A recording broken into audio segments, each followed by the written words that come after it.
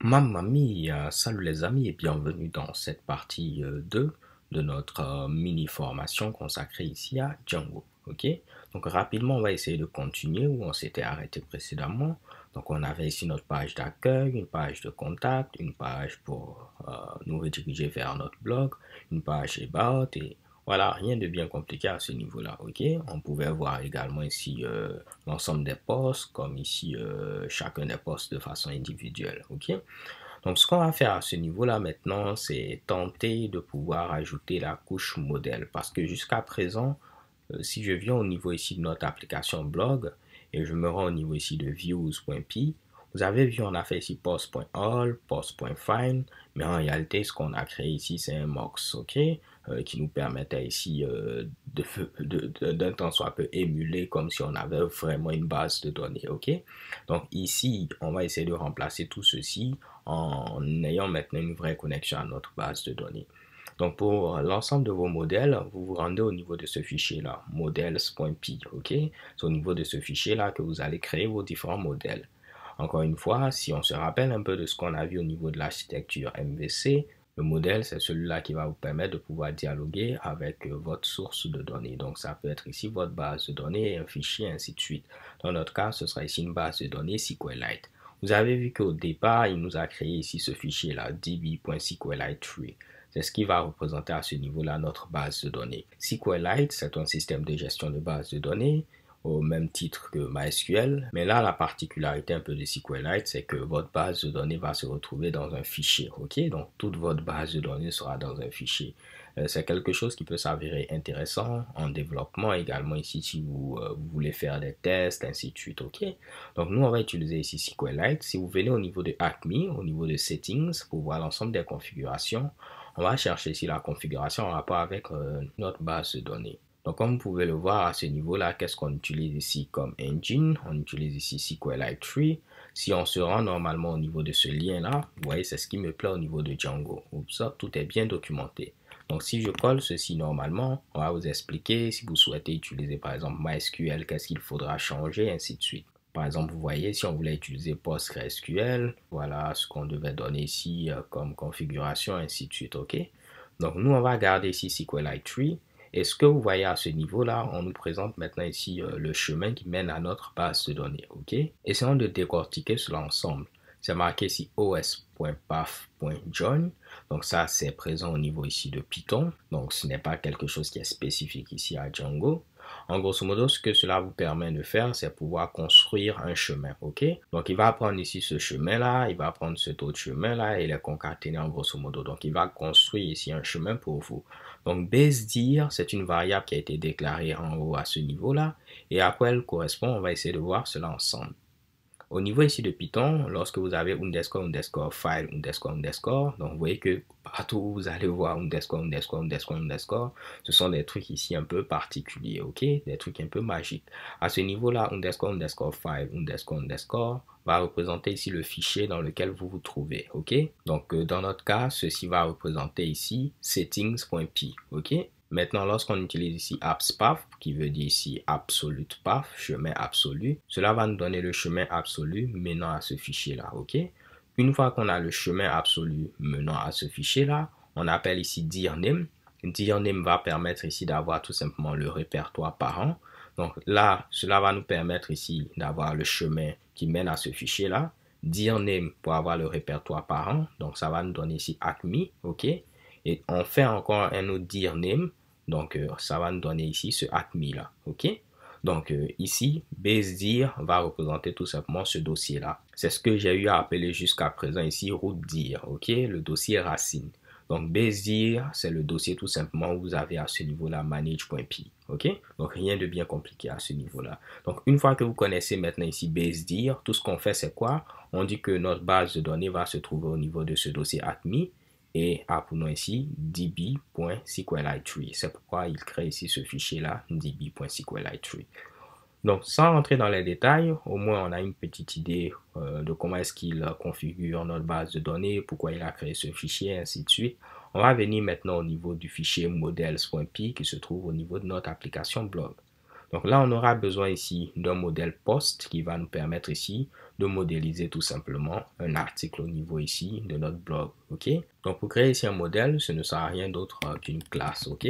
Donc on aura à ce niveau-là une classe post. Et cette classe-là va hériter ici de modèle, ok? Donc, vu qu'on va utiliser models qui est présent au niveau de DjangoDB, c'est pourquoi cela a été importé directement pour nous, ok? Maintenant, il y a une classe qui se trouve au niveau ici de ce module-là, models, qu'on va pouvoir utiliser comme classe parente de notre modèle, ok? Donc, en grosso modo, il y a plein de Mitsubishi qui ont été déjà gérés par Django. Donc, l'avantage en héritant ici de cette classe-là, on va hériter de tous ces Mitsubishi-là, ok? Donc, en Python, si vous avez une classe A et que vous souhaitez hériter d'une classe B, donc supposons qu'on a une classe A, là je vais mettre ici pass parce que pour l'instant je ne sais pas ce que je vais écrire. Si vous avez également une classe B, donc là également je vais mettre ici pass. Si je veux dire que la classe A hérite de la classe B, je n'ai qu'à mettre ici B comme ceci. Et ma classe A va hériter de ma classe B. Soit dit en passant, au niveau ici de Python, vous avez l'héritage multiple. Ce qui veut dire qu'une classe peut hériter de une ou plusieurs classes, ok? Ce qui n'est pas le cas, par exemple, au niveau de Java. Donc, à ce niveau-là, si ma classe A doit hériter de la classe B et hériter également de la classe C, je peux mettre virgule ici C. Ce qui veut dire que ma classe A va hériter de ces deux classes-là, ok? Donc là, pas de problème, cela a été expliqué. Maintenant, à ce niveau-là, on pourra lister l'ensemble de nos champs. Donc, si on vient à ce niveau-là, mox.py, on va essayer de tricher. On avait ici l'identifiant, le titre et le body, ok? Donc, l'identifiant par défaut, il sera créé pour vous avec ici Django, donc on n'aura pas besoin de le lister. On va lister simplement ici le titre et lister également ici le body, ok? Donc, pour le titre, ce sera tout simplement un varchar. Donc là, on peut mettre ici models.charField comme ceci. Et on va préciser ici le nombre maximal de caractères. On va mettre ici 255. Et pour le body, ce sera ici un text field. Donc je mets ici text field, ok? Donc vous avez vu que moi, j'ai ces Mitsubishi en tête. Tout cela est listé pour vous au niveau de la documentation. Au fur et à mesure que vous allez ici vous familiariser avec Django, vous allez les retenir. Donc il y a text field pour les textes longs, il y a char field pour les textes courts, ok. Vous avez également ici datetime field, vous avez date field, vous avez integer field, vous avez à ce niveau-là boolean field et ainsi de suite, ok. Vous pouvez venir tout simplement au niveau de votre navigateur, vous tapez ici Fields Django Models et normalement vous aurez ici l'ensemble des champs qui sont disponibles, ok? Donc là on va essayer de regarder à ce niveau-là par exemple. Vous avez char field, boolean field, email field, file field, ok? Et les noms sont tout du moins explicites, n'est-ce pas? Vous avez ici slug field, si vous avez un champ qui va représenter ici un slug. Vous avez charfield qu'on a utilisé et plein d'autres Mitsubishi, ok? Donc, c'est vraiment très bien documenté, ne vous inquiétez pas, les gars. Donc là, on a mis ces deux Mitsubishi là. Donc, normalement, on doit être bon, ok? Comme je vous l'ai dit, l'identifiant sera géré ici automatiquement. Donc, maintenant qu'on a eu à mettre ceci, qu'est-ce qu'il faudra faire, ok? Ce que vous devez faire maintenant ici, c'est générer une migration et appliquer ici cette migration. Donc, ça peut être un peu bizarre si vous avez déjà eu à utiliser d'autres frameworks comme Laravel ou encore Ruby on Rails. Parce qu'au niveau de ces frameworks-là, on crée d'abord ici la migration, ok? Alors qu'au niveau ici de Django, vous allez créer tout simplement votre modèle. Si vous voulez vous rajouter des Mitsubishi, vous supprimez des champs, ainsi de suite. Et une fois que vous avez fini, c'est là que vous allez ici générer la migration. Il va se baser ici sur le statut de votre modèle pour générer ici la migration appropriée, ok? Donc, il y a deux commandes que vous devez taper à chaque fois que vous modifiez ici votre modèle. On va venir au niveau ici de ce second onglet là. Je ne vais pas oublier de pouvoir ici activer mon environnement. Donc là, où est-ce que je suis? Je vais faire ces deux points.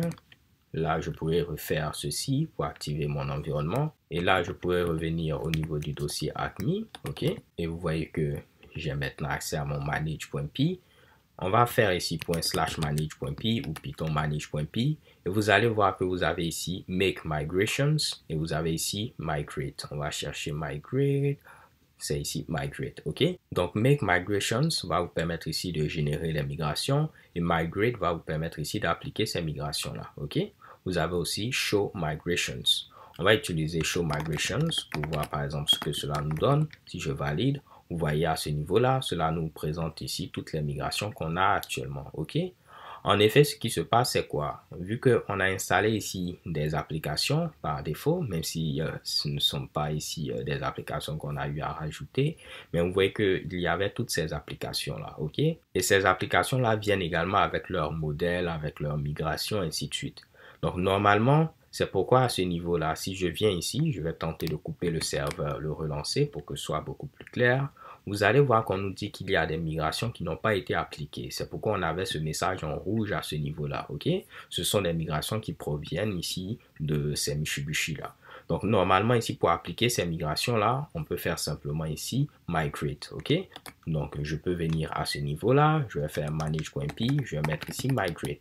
Et normalement, il va m'appliquer toutes ces migrations-là. Donc, ça fait 1, 2, 3, 4, 5, 6, 7, 8, 9, 10, 11, 12, 13. Donc, c'était bel et bien ici ces 13 migrations dont on parlait, ok? Maintenant, nous, on va faire à ce niveau-là Make Migration afin qu'il puisse créer ici une migration pour notre modèle. Donc, je viens à ce niveau-là, je vais faire ici Make Migrations. Normalement, vous pouvez ici namespacer ceci en mettant par exemple ici blog. Comme ça, il va créer simplement les migrations en rapport avec l'application blog, ok? Et vu que notre modèle se trouve au niveau de cette application, cela sera pris en compte, ok? Mais on n'était pas obligé de le faire. On peut taper tout simplement Make Migrations et là, il pourra générer ici toutes les migrations nécessaires pour toutes vos applications. Mais là, pourquoi pas, on va limiter cela à blog. Et normalement, vous voyez, il nous crée ici cette migration qui permet ici de créer tout simplement le modèle post. Vous pouvez venir voir vos migrations au niveau ici de votre application, Migrations, et on peut cliquer à ce niveau-là, 0001 Initials, ok? En grosso modo, c'est du code Python, donc n'ayez pas peur de venir le regarder, mais comme vous pouvez le voir, il va nous créer ici notre modèle, donc ce sera tout simplement une table au niveau de notre base de données qui aura ici ces champs-là. L'identifiant a été rajouté automatiquement pour nous. C'est un champ autofield, ok, qui va représenter la clé primaire et puis il sera en auto-increment pour vous sans problème. On a également le title qui sera un varchar et on a le body qui sera ici un text field, ok. Donc normalement à ce niveau-là, une fois que vous êtes satisfait, vous pourrez ici exécuter votre migration comme on l'a vu avec ici migrate. Donc là, je vais faire ici tout simplement migrate. Donc là, je valide. Et vous voyez, notre migration a été appliquée ici sans problème. Blog 0001 initial, ok? Donc, normalement, à ce niveau-là, on doit avoir maintenant une table post qui aura ici les champs ID, title et body, ok? Le moyen le plus simple de vérifier cela, c'est d'utiliser un outil graphique pour visualiser une base de données SQLite, ok? L'outil que moi j'utilise, c'est DB Browser for SQLite. Normalement, vous tapez cela au niveau de Google, vous allez être redirigé vers cette page-là, ok? Je vais télécharger ici le fichier d'installation pour Mac. Mais si vous êtes sous Windows, vous téléchargez celui-là. Si vous êtes sous Linux, vous téléchargez celui-là et vous pourrez l'installer depuis les sources. Donc là, normalement, je n'aurai qu'à cliquer à ce niveau-là. Il va m'installer ici mon Mitsubishi sans problème. Là, il est installé. Je vais le déplacer au niveau de Applications. Tout s'est bien passé. Donc, normalement, je peux chercher ici DB Browser for SQLite. Je vais faire ici Open.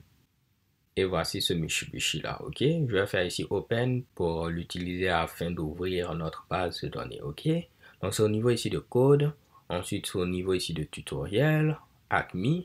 Après, c'est ce fichier là, ok? Si je fais ici Open, vous allez voir maintenant. On a plein d'autres tables qui ont été créées, ok? Ça, c'est en rapport avec les autres applications comme je vous l'avais dit. Mais voici ici notre table qui a été créée à ce niveau-là, Blog Post. En grosso modo, il a pris ici le nom de notre application, underscore ici le nom de notre modèle, ok? Et vous voyez que vous avez bel et bien les champs ID, title et body.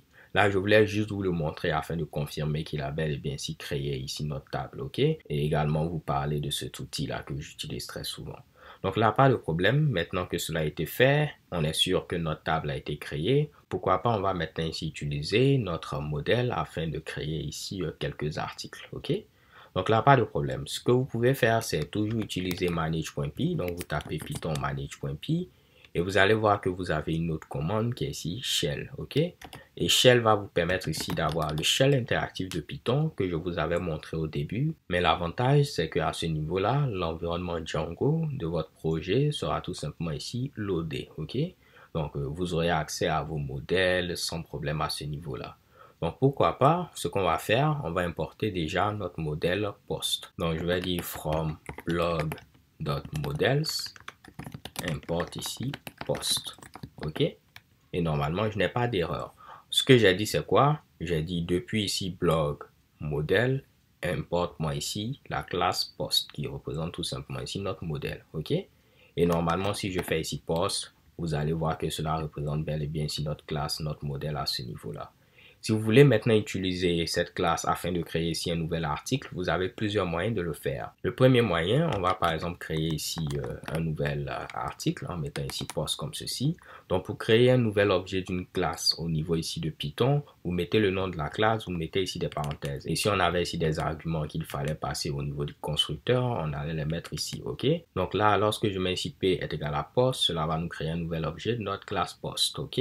Maintenant là, je pourrais dire que voici ici le titre. Le titre, ce sera ici first post. OK. Après, je pourrais assigner également ici le contenu. Et le contenu à ce niveau-là, ce sera this is my first post. OK.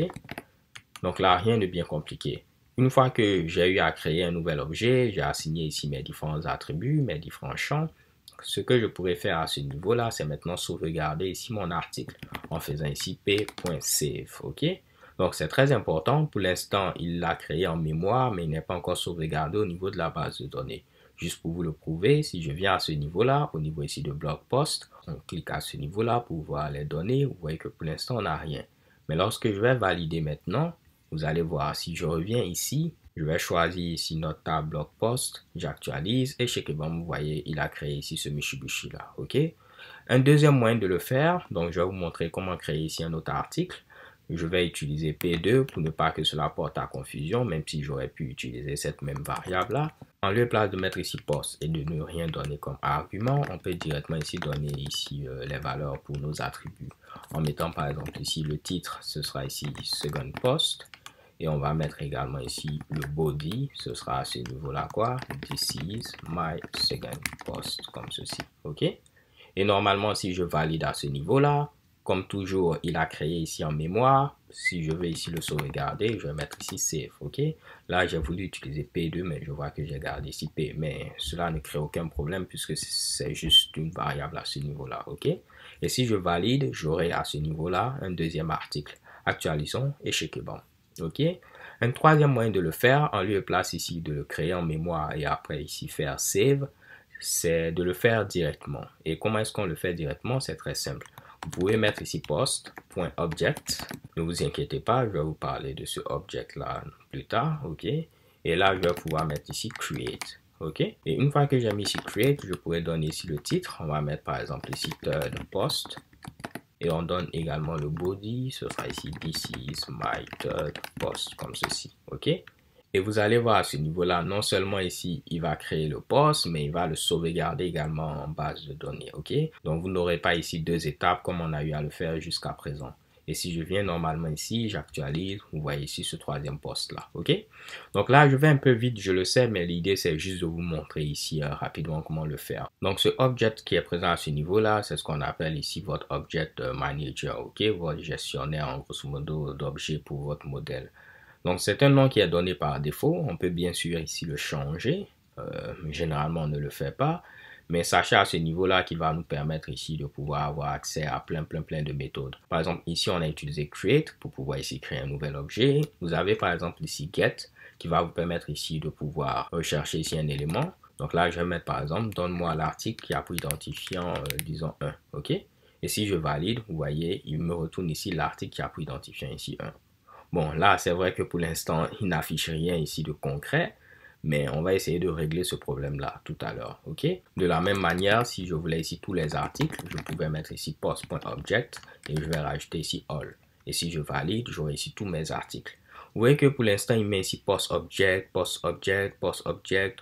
On peut changer ceci tout simplement en venant au niveau de notre modèle et en définissant ici une méthode qui a pour nom underscore str, ok?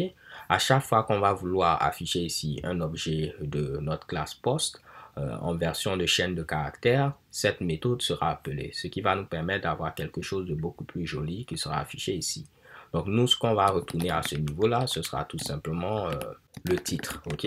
Donc là, je peux mettre ici self.title.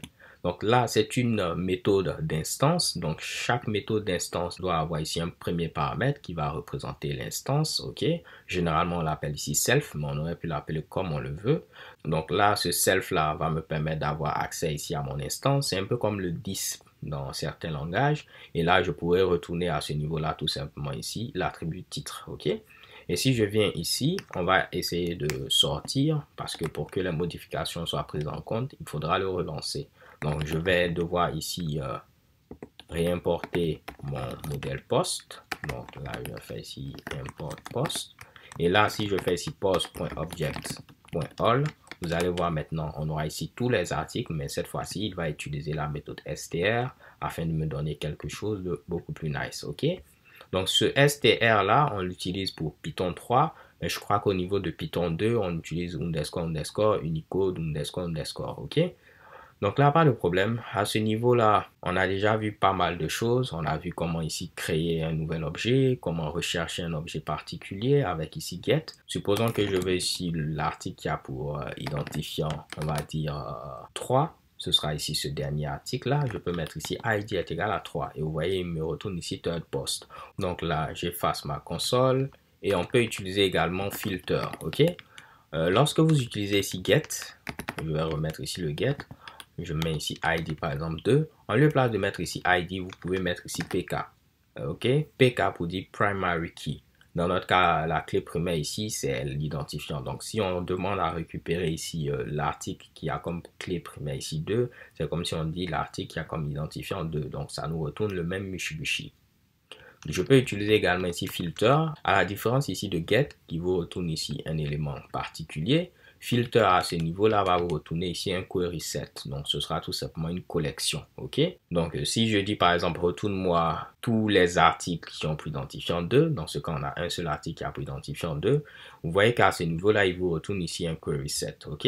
Donc, ce get vous retourne un élément particulier. Celui-là vous retourne un query set. Vous voyez cela comme un petit tableau avec des super pouvoirs. OK? Et moi, ce qui me plaît au niveau de Django, même si on n'aura pas l'occasion de le voir dans cette vidéo, vous pouvez faire des trucs super avancés au niveau de la recherche, OK? Rechercher tous les articles qui contiennent, par exemple, le texte temps et ainsi de suite. C'est vraiment très facile de le faire ici avec Django. Donc, maintenant qu'on a vu au moins cette base-là, je vais ressortir, venir au niveau de notre vue. Et à ce niveau-là, on va tenter de remplacer ces deux Mitsubishi-là, OK? Donc, on ne va plus utiliser ici notre mock. Donc, je vais le commenter. Et là, vu qu'on se trouve déjà au niveau du package blog, je vais mettre ici from.models, import ici post. OK? Donc, depuis ici ce package-là, au niveau du module models, on va importer à ce niveau-là notre classe post. Donc, j'ai accès maintenant ici à post qui va représenter ici notre modèle. Et là, si je veux ici tous les articles, il faudra mettre ici object. Si je veux avoir également l'article qui a pour identifiant ce qui est passé, en lieu place de find, ce sera ici get.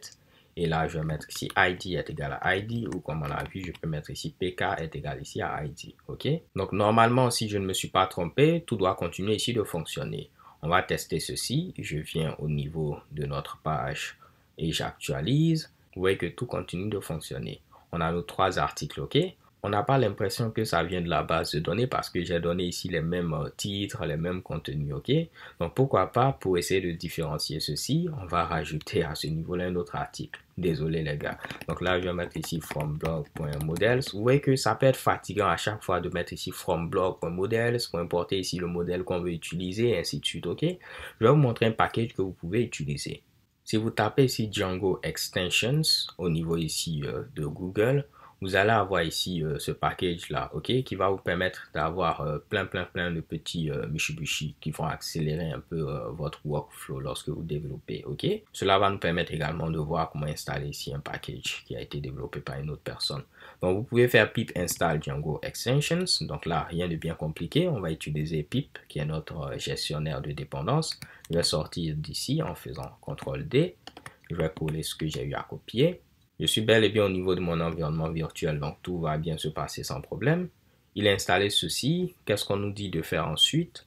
On nous dit ensuite il faudra installer l'application. Donc je copie ceci, je viens au niveau de Acme, ensuite au niveau de Settings. Et là, je vais mettre ceci à ce niveau-là. Très souvent, j'aime mettre mes applications à la fin comme ceci, OK? les applications des packages ici et les applications du corps de Django à ce niveau-là. Maintenant qu'on a fait ceci, normalement tout doit être bon. Ok, on va tester ceci. Par exemple, vous avez maintenant cette commande-là qui va vous permettre à ce niveau-là de pouvoir afficher l'ensemble de vos routes, l'ensemble de vos URL. Ok, on va tester ceci. Je vais mettre ./manage.py et normalement vous voyez que vous avez maintenant ici show URLs. On va mettre ici show URLs comme ceci et on verra toutes nos routes. Mamma mia, c'est cool, n'est-ce pas les gars? On a par exemple ici contact, on a ici blog, on a blog post ID et on a about, donc c'est en ordre alphabétique apparemment, ok? Vous avez ici A, vous avez ici B, vous avez ici C, et ainsi de suite.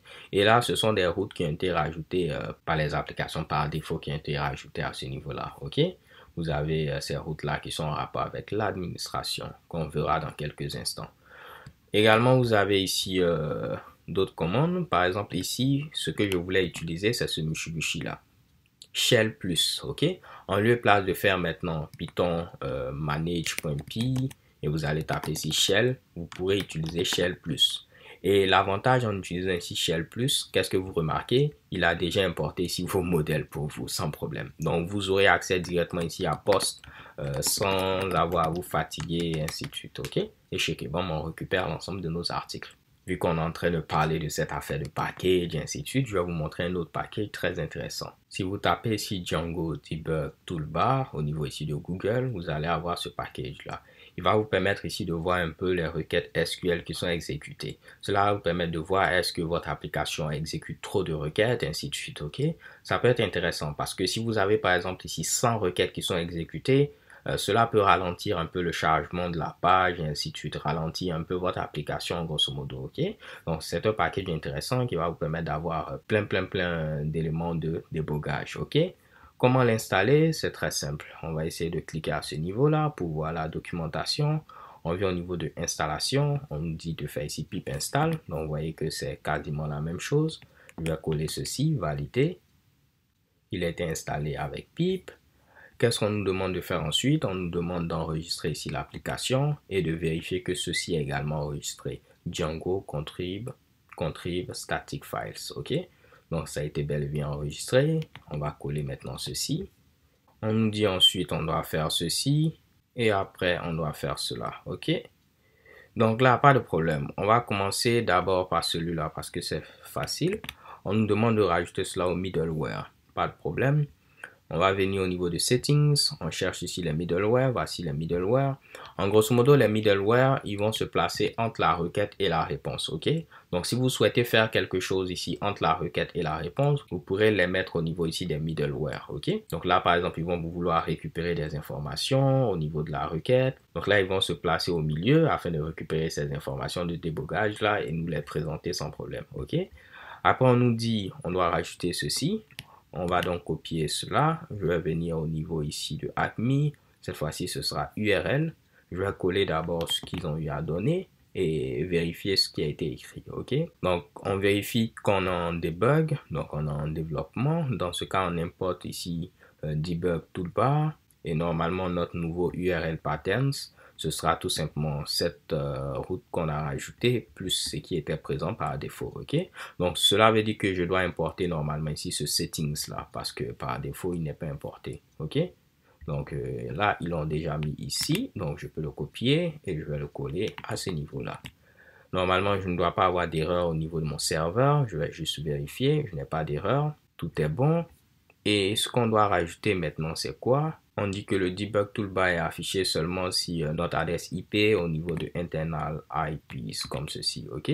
Donc là, on doit rajouter 127.0.0.1 au niveau ici de internal IPs. Donc ça, c'est normalement une configuration qui est présente au niveau de Django, ok? Si vous tapez internal IPs Django, vous allez voir que cela est bien documenté au niveau de Django et on vous explique à quoi cela sert, ainsi de suite, ok? Et vous voyez que vous aurez toute la documentation à ce niveau-là. Par défaut, c'est une liste vide. Donc nous, vu qu'on nous demande de rajouter ceci, je viens au niveau de Settings. Je vais voir d'abord est-ce qu'il y a Internal IPs. Non, pas pour l'instant. Donc je vais venir mettre ma configuration tout juste en bas. Comme ça, je suis sûr que c'est moi qui l'ai rajouté.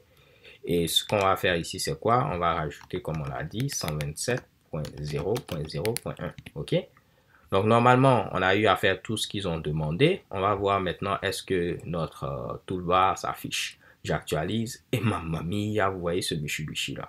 On va voir si on n'avait pas mis ceci, est-ce que cela allait fonctionner. Vous allez voir que normalement, cela ne va pas fonctionner. J'actualise et vous voyez qu'il ne s'affiche pas. Ok? Donc rien qu'en suivant la documentation, on a vu ici comment installer ici ce package, comment le configurer. Et là, par exemple, on fait une requête pour récupérer l'ensemble des articles. Et si vous venez à ce niveau-là, vous allez voir cette requête-là qui est effectuée pour récupérer l'ensemble des articles. Ok? De même, à ce niveau-là, si on tente de voir un article particulier, par exemple celui-là, on aura une autre requête qui sera effectuée. Et vous voyez qu'il récupère simplement toutes les informations au niveau de notre table. Ou ici, l'article a pour identifiant ici 2. Ok? Si je modifie ceci en mettant maintenant 3, ce sera une autre requête où l'article aura pour identifiant ici 3 et ainsi de suite. Donc maintenant que je vous ai parlé de ce package-là, vous avez vu comment l'installer, vous avez vu comment installer 2 packages. On va maintenant ici continuer les gars. Ok? J'espère que vous êtes contents. Donc là, pas de problème. Je vais essayer de tout fermer afin de savoir où est-ce qu'on en est actuellement. Je vais revenir au niveau ici de blog et je vais venir au niveau ici de modèle. Ok? Donc là, ce que je vais faire, c'est rajouter 2 autres champs. Un champ created at qui va me permettre de savoir à quel moment l'article a été créé et un champ updated at qui va me permettre ici de savoir à quel moment l'article a été modifié. Ok? Dans mon cas, la date de création, ce sera la date de publication de l'article. On aurait pu rajouter un autre champ de type datetime qui allait représenter la date de publication, mais là, je vais prendre simplement created at et updated at. Donc là, je vais mettre ici created at comme ceci. Ce sera un élément de type datetime. Donc, je mets ici datetime field. Et là, je vais rajouter un petit Mitsubishi auto now add et je vais mettre ici true. Je vais vous l'expliquer dans quelques instants, ne vous inquiétez pas. Et on aura à ce niveau-là updated at et ce sera à ce niveau-là auto now, tout simplement ici true. Donc ces Mitsubishi là, très souvent, je les rajoute parce que en fonction des frameworks que j'ai eu à utiliser dans le passé, c'est des trucs qui sont rajoutés automatiquement. On les appelle des timestamps, ok? Ils vont vous permettre de savoir, par exemple, la date de création et la date de modification. Et cela sera géré automatiquement par Django pour vous, ok? C'est pourquoi j'ai rajouté ici Auto Now Add et Auto Now. Ce Auto Now, il permet de dire à chaque fois qu'il y a modification, alors tu vas modifier ici ceci pour mettre la date de modification. Donc ça va représenter Updated At. Et maintenant ici, Auto Now Add, cela permet de dire à la création ici, c'est là que tu vas modifier ici ce Mitsubishi là. Donc cela sera modifié uniquement lors de la création, alors que celui-là sera modifié à chaque fois qu'il y a modification. Ok? Ça fait beaucoup de mots et ainsi de suite. Ok? Donc là, pas de problème. Normalement, qu'est-ce qu'on a fait? On a modifié ici notre modèle et qu'est-ce que je vous ai dit? À chaque fois que vous modifiez, vous générez ici des migrations et vous appliquez ici ces migrations-là. Donc là, ce que je vais faire, c'est quoi? Je vais générer ici nos migrations en faisant ici manage.py et ce sera ici make migrations. On peut rajouter ici blog comme je vous l'ai dit, mais là, je ne vais pas rajouter pour vous montrer que cela va fonctionner également. Mais à ce niveau-là, qu'est-ce qui se passe? On a déjà ici des articles qui sont présents, ok, mais qui n'ont pas de created at et de updated at. Donc, il nous demande qu'est-ce qu'il doit faire, ok. Est-ce qu'on veut mettre une valeur par défaut ou bien est-ce qu'on veut quitter et nous-mêmes, on va rajouter ce qu'on veut mettre par défaut au niveau de notre modèle. Donc, moi, je vais choisir l'option 1 pour dire que je veux mettre une valeur par défaut. Maintenant, il nous dit quelle est la valeur par défaut qu'on veut mettre, ok. Si vous utilisez ici timezone.now, cela va vous permettre tout simplement d'avoir la date et l'heure actuelle. Et cela en fonction même de votre time zone. Comment est-ce qu'il détecte ici votre time zone? C'est parce que vous l'avez configuré au niveau ici de Acme Settings. Ok? Si vous descendez et on cherche le time zone, voici ici notre time zone. Donc là, pas de problème. Je vais pouvoir taper ici timezone.now. Ok, et vu que c'est ce qu'il utilise par défaut, je vais laisser cela simplement et je vais valider ici entrée. Vous voyez, par défaut, c'est ce qu'il utilise. Je valide et normalement, il va générer ma nouvelle migration et cette migration va permettre de rajouter ces 2 champs-là. Et pour les articles qui étaient déjà présents, le created at et le updated at, ce sera ici la date et l'heure actuelle. Donc, on va essayer rapidement de parcourir cette migration, histoire d'être sûr que c'est bel et bien ce qu'on a fait. Vous voyez qu'il a rajouté simplement 2 champs, add field, et voici ces 2 champs-là, created at et updated at, ok? Et la valeur par défaut, c'est timezone.now. Timezone se trouve au niveau de Django Utils, c'est pourquoi vous avez ici Django Utils.timezone, et ainsi de suite. Cela a été importé à ce niveau-là. Donc là, pas de problème. Maintenant que notre migration a été générée, on va maintenant ici l'appliquer. On va mettre ici migrate. je valide et normalement checker bam. Si je viens maintenant ici, je vais tenter ici d'actualiser. Vous voyez qu'on a maintenant created at et updated at et il a mis ici la date et l'heure actuelle. Essayons par exemple de modifier ici l'article qui a pour identifiant 1. Vous voyez que pour l'instant ici, c'est 1h40 minutes et 40 secondes, ok? Donc, on va essayer de le modifier. Je vais mettre ici manage.py. En lieu de mettre ici shell, on va utiliser shell plus comme on l'a vu, ok? Comme cela, je pourrais récupérer ici l'article qui a pour identifiant 1. Donc, je vais mettre ici get. Je vais mettre ici pk est égal ici à 1. Qu'est-ce qui se passe si vous mettez ici un identifiant qui n'existe pas? Si je valide, vous voyez que vous avez tout simplement une exception qui est levée, ok? De type ici, does not exist. Donc, si vous mettez ici un identifiant qui n'existe pas, il va lever ici ce type d'exception là, ok? Alors que si vous utilisez ici filter, vous allez voir c'est différent. Si vous mettez ici filter et vous mettez un identifiant par exemple qui n'existe pas, il vous retourne un query set qui est tout simplement ici vide. Ok? Donc c'est très important de voir cela. Ce get là, lorsque vous l'utilisez et qu'il ne trouve pas, lui lève une exception, alors que celui-là, il vous retourne tout simplement un query set qui est vide à ce niveau-là. Donc là, trêve de bavardage, on revient ici. On va récupérer ici l'article qui a pour identifiant 1. Donc je mets ici get. Je vais mettre ici id est égal à 1, pk est égal à 1. Normalement, j'ai donc ici l'article qui a pour identifiant 1. Je vais modifier par exemple son titre. En lieu de mettre ici first post, je vais mettre ici first comme ceci avec 2 i. Ok? Désolé les gars, je ne suis pas inspiré. Maintenant que j'ai modifié ici son titre, je peux faire ici save et cela va appliquer ici la modification. Ok? Donc pour modifier, vous récupérez d'abord ce que vous souhaitez modifier. Vous modifiez ce que vous souhaitez modifier et puis vous faites ici un save pour appliquer les modifications. Mais ce qui est intéressant maintenant, c'est quoi? Vu que je viens de modifier cet article-là, vous voyez que pour le updated at, c'est ici 1h40 minutes, 40 secondes. Ok? Mais vu que je viens de le modifier, vous allez voir que ici, cela va changer. J'actualise et vous voyez maintenant 1h43, 23. Ok? Parce que à ce niveau-là, c'est 43 sans problème. Ok? Donc là, pas de problème. J'espère que vous avez vu maintenant l'utilité de ces deux Mitsubishi là, created at et updated at. Ok? Moi, ce que je fais très souvent, c'est quoi? Parce que vous allez voir que ceci, vous allez le rajouter quasiment à tous vos modèles. Ok? Là, on a un seul modèle post, mais imaginez que vous avez par exemple un autre modèle, par exemple catégorie, ok? Qui va contenir ici les catégories de vos articles. Ok? Donc, à ce niveau-là, si vous voulez utiliser par exemple ces deux Mitsubishi, vous serez obligé de les copier et de les coller à ce niveau-là. Ça peut être ici fatigant et ce n'est pas bon, comme vous le savez ici, de dupliquer du code. Donc, ce que je fais, c'est quoi? Je vais extraire tout simplement ceci au niveau ici d'une autre classe qui sera par exemple ici timestamp, comme ceci, modèle. Et elle va hériter également de modèle. Et je vais rajouter ici ces deux Mitsubishi là, donc ces deux champs là, ok? Et ce que je vais faire ici, c'est rajouter une classe méta. Donc là, pour ceux qui ne sont pas familiers avec Python, je suis sûr qu'ils ne seront pas contents à ce niveau-là, ok? Vous avez une classe dans une classe, vous allez vous dire, waouh, c'est quoi ce Mitsubishi là, ok? Mais en grosso modo, cela va nous permettre de rajouter des métadonnées à notre classe dans ce cas-là, ok? Donc là, au niveau de Django, lorsque je rajoute ce Mitsubishi et je mets ici abstract true, cela permet de dire que cette classe-là, c'est une classe abstraite. Qu'est-ce qu'une classe abstraite en programmation orientée-objet? Une classe abstraite, c'est une classe qu'on ne peut pas instancier, ok?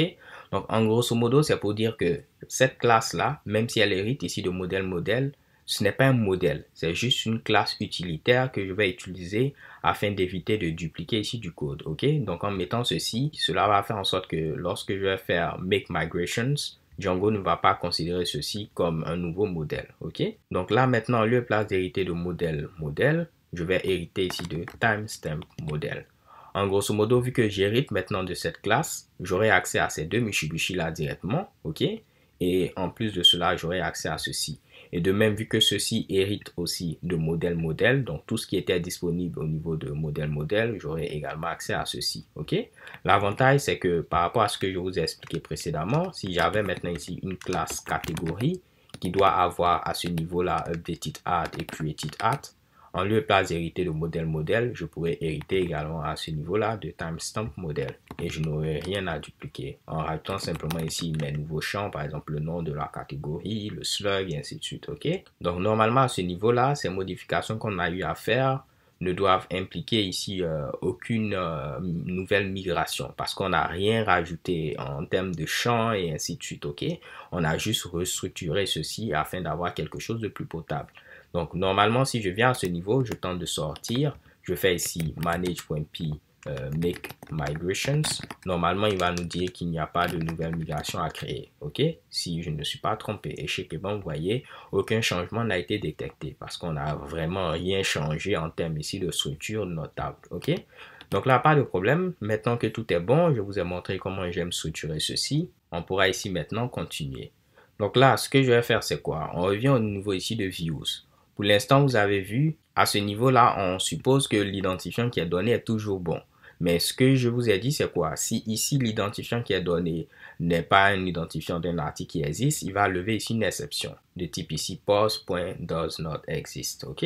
On va vérifier cela. Si je viens à ce niveau-là normalement, au niveau de notre application, je viens au niveau ici de blog, je vais choisir ici premier article, je n'ai pas de problème. Mais mettons maintenant ici 12, vous voyez qu'on a cette exception-là qui est levée. Does not exist, ok? Donc ce que je vais faire ici, c'est quoi? Au niveau ici du code, on va faire un petit try catch. De la même manière que lorsqu'on avait ici notre mocks, on avait fait ici try catch et on avait levé ici une erreur ici for, ok? On va faire la même chose. Donc tu essaies de faire ceci. Dans le cas où il y a une exception qui est levée, de type ici post.does not exist. Dans ce cas-là, on va lever tout simplement une exception de type ici HTTP for. Donc, je copie ceci. Désolé, je viens à ce niveau, je colle. Il faudra ici importer HTTP for. Donc, je fais ici from django.http, import ici HTTP for. OK? Et là, vous allez voir maintenant à ce niveau-là, ce sera différent. Il va lever maintenant une exception. On aura tout simplement la page not error 404. OK? Donc, vous voyez que ceci, ce sera probablement quelque chose que vous allez faire tout le temps, ok? Donc, en lieu et place ici de vous fatiguer à chaque fois à mettre ici try, accept, ainsi de suite, vous avez un autre shortcut que vous pouvez utiliser. On avait vu ici render, qui est un shortcut qui nous permet de rendre un template. La version la plus longue pour rendre un template, croyez-moi, vous n'allez pas l'aimer, ok? C'est pourquoi c'est intéressant d'utiliser ici ce render là. Nous, on va utiliser un autre shortcut qui a pour nom ici getObject for. OK? Donc, cela vous permet ici d'avoir ici un objet ou bien de lever ici une exception 404 si on n'a pas trouvé l'objet. Donc, tout ceci, on pourra le remplacer par post est égal ici à getObject for. Et là, en premier paramètre, il prend ici votre modèle. Et en deuxième paramètre, il prend la condition. Donc, nous, on veut ici l'article qui a pour identifiant ce qui est passé. OK? Donc, pour que vous ayez les deux versions, je vais tout simplement commenter ceci. Donc, normalement, il va tenter à ce niveau-là de trouver un article qui a comme clé primaire ce qui aura été passé. S'il trouve ceci, pas de problème, on aura cela au niveau de poste. Mais s'il ne trouve pas, il va lever ici une exception de type HTTP for. OK? Donc, on va venir à ce niveau-là. On va tenter ici d'actualiser. Vous voyez qu'on a le même résultat. Mais si je mets ici 1, on a maintenant ici ce Mitsubishi-là qui affiche first post. Donc, n'ayez pas peur d'aller voir le code de Django. OK? C'est quelque chose de très important. Parce que le code, c'est quelqu'un qui l'a écrit. C'est quelqu'un comme vous. Donc, n'ayez pas peur d'aller voir le code pour vous dire, OK, par exemple, ça, comment est-ce qu'ils l'ont fait? On va essayer de voir getObject for, comment est-ce qu'ils l'ont écrit. OK? Au de Google, je clique sur ce lien-là. Et normalement, on peut faire notre recherche en tapant ici le nom de notre fonction à ce niveau-là. Et on valide. Et on va chercher où est-ce que cette fonction a été définie. OK? Donc là, ce n'est pas ici. Ce n'est pas ici également. Ça, ce sont les tests. OK. Vous voyez, vu qu'on avait importé ceci depuis Django Shortcuts, on a ce Mitsubishi là à ce niveau-là. OK? Le moyen le plus simple de le faire, c'est quoi? Vous pouvez venir au niveau ici de Django. On va chercher ici Shortcuts. Donc, à ce niveau Shortcuts. Et là, c'est là qu'on va trouver ici getObject for. Donc, je mets ici object for. Et là, si je recherche, voici ici cette fonction-là. Pas de problème. On va essayer maintenant de voir ce qu'elle fait. Vous voyez, elle essaie ici de récupérer ici votre élément en question. Dans le cas où elle n'a pas pu récupérer ceci, elle va lever ici une exception de type HTTP for. À peu près la même chose comme ce qu'on avait eu à écrire. Il y a d'autres trucs beaucoup plus avancés qui sont faits ici, mais vous voyez que le principe de base, c'est le même. Donc, n'ayez pas peur, les gars, surtout de venir voir le code. Regardez par exemple ici Render. Vous allez voir en réalité ce que Render permet de faire. Et vous allez voir également d'autres paramètres qu'on peut avoir au niveau de Render.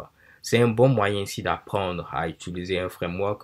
Cela va vous servir même d'une autre documentation parce que vous allez trouver peut-être des petites techniques qui ne sont même pas expliquées au niveau de la documentation. Ok?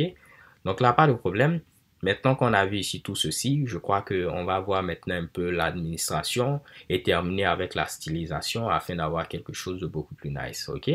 Donc pour l'administration, tout se passe au niveau de ce fichier-là, admin.py, ok? Là, on ne va pas faire quelque chose d'avancé. Ce que je vais faire, c'est quoi? Je vais d'abord importer ici mon modèle. Donc, je vais mettre ici from.model import ici post, ok? Et une fois que j'ai mon modèle, ce que je vais pouvoir faire, donc je vais couper ceci, le mettre par exemple à ce niveau-là, oups. Et une fois que j'ai mon modèle, pour pouvoir ici l'avoir au niveau de l'administration, je pourrais mettre ici admin.site.register et je vais passer ici mon modèle, ok? On peut passer par exemple ici un post admin et gérer encore plus la configuration, mais là on ne va pas rentrer dans les détails. Ce que je vais même faire pour l'instant, c'est commenter ceci et enregistrer, ok?